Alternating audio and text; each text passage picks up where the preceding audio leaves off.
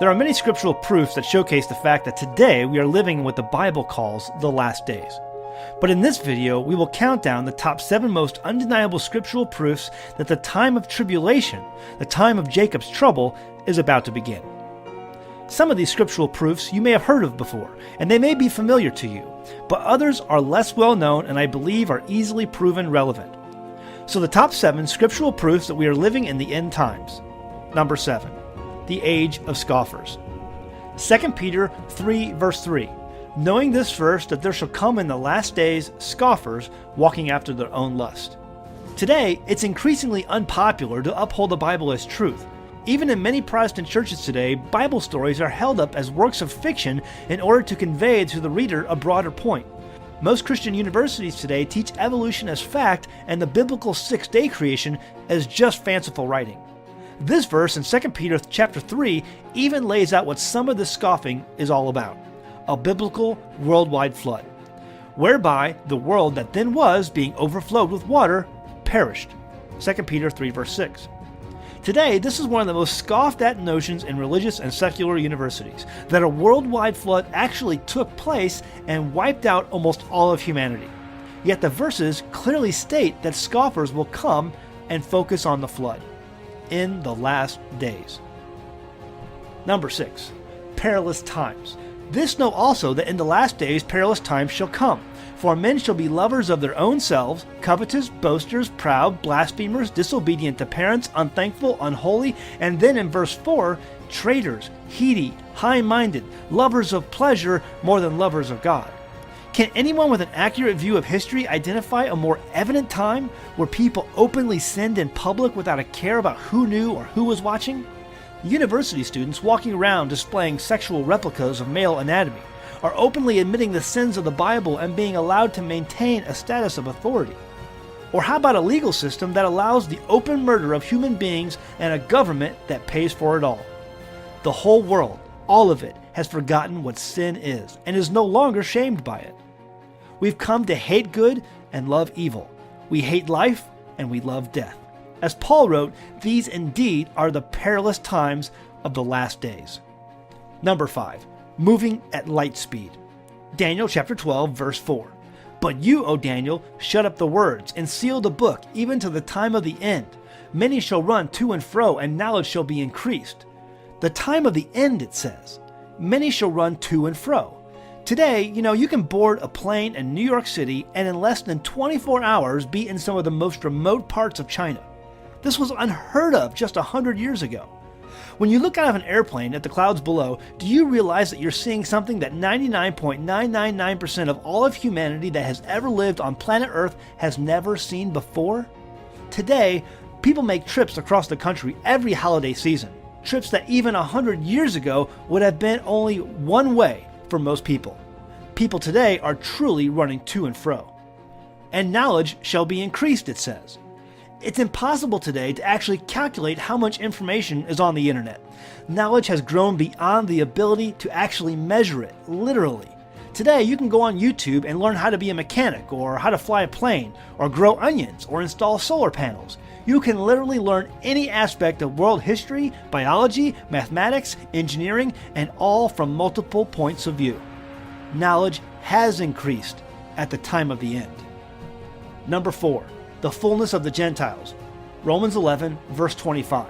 For I would not, brethren, that you should be ignorant of this mystery, lest you would be wise in your own conceits, that blindness in part is happened to Israel, until the fullness of the Gentiles come in.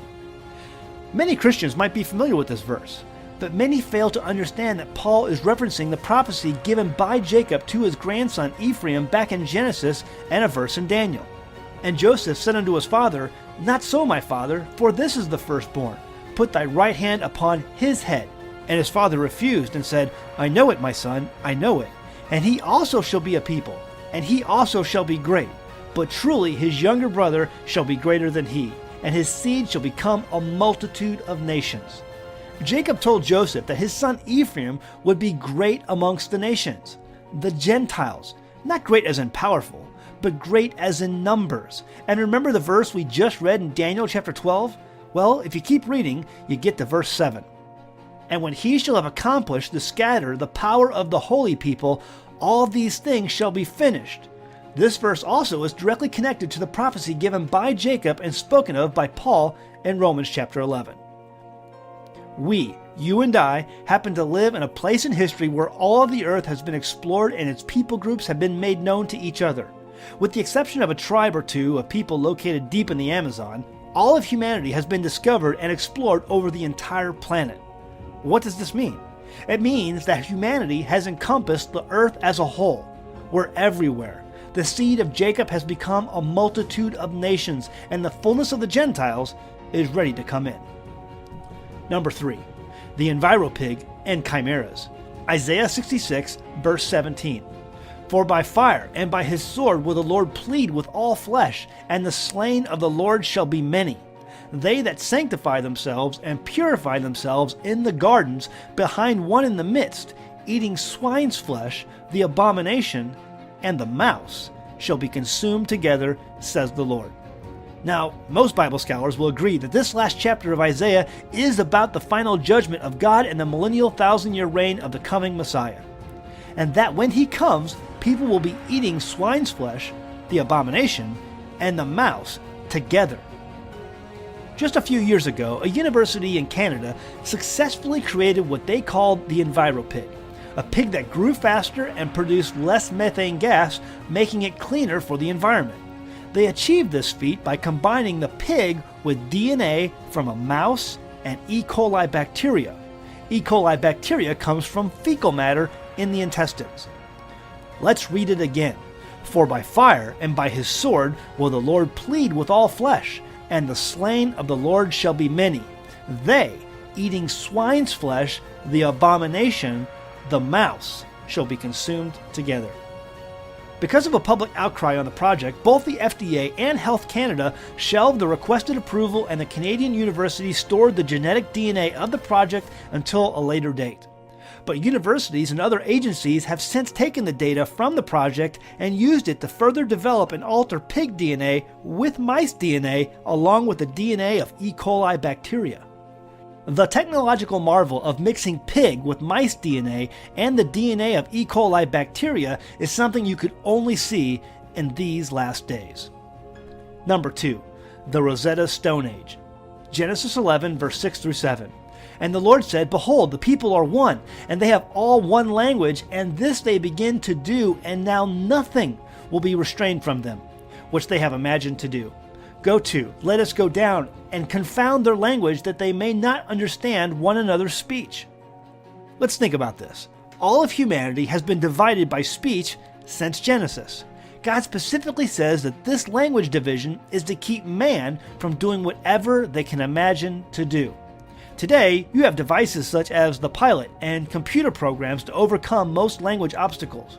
Even Google has translation ability built into its search engine that translates in real time.